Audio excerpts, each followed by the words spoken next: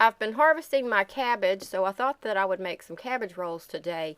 I've never seen another recipe like this, so I thought that I would share it with you. And everybody that's tried it has loved it. I mean, absolutely loved it. Uh, this is the way my mother always made it, and it was my daughter's favorite meal. Still is. She says she cooks these once a week. She likes them so much. So here's how you make the best cabbage rolls you've ever had in your life. I start off by boiling some cabbage leaves just enough so that they're pliable. Ordinarily, I'll buy a large head of cabbage for this and take the core out, turn it upside down in a pot of water, and boil it until the leaves will pull off easily. But since the cabbage that I grew wasn't all that large, what I did was run it under warm water and pry the leaves off that way. And then I parboiled the cabbage leaves. The reason I did that was so that I could take the largest leaves from several heads of cabbage and then still use the cabbage for some chow chow that I plan on making.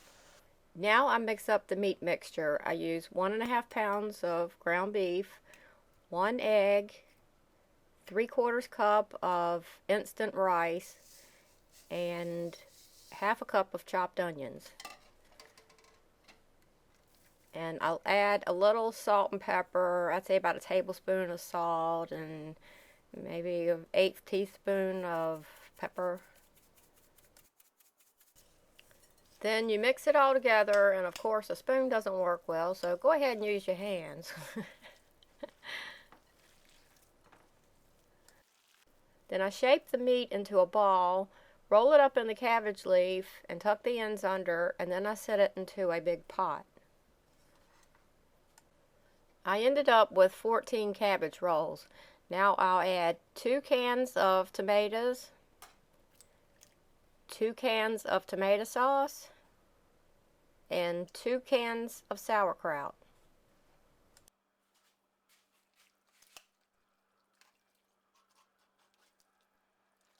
Then I mix the tomatoes and sauerkraut together well, and I'll pull some of the cabbage rolls off the bottom so that they can get some liquid up under them so that they won't stick to the pot when they cook.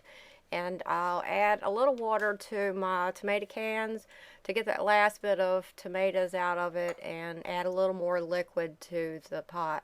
You want the whole mixture to be a little bit covered with liquid. That's it. Then I just simmer it for about an hour and keep it covered. Since I don't have a cover that fits that pot, I just have to use an old pizza pan.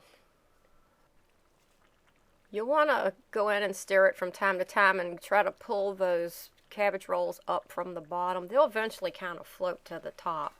But it's done now. It's cooked for an hour, and here's how they turn out. Whenever people eat these for the first time, they always say the same thing. They say, the meat is great. Don't get me wrong, the meat is great. But what makes this fabulous is this sauce. I don't know what it is, but it's this sauce. They don't realize that it's sauerkraut and tomatoes. But people really do go crazy over this dish. I had a neighbor that the minute she smelled me cooking it, she would come running. She wouldn't leave till she had a plate full to take with her.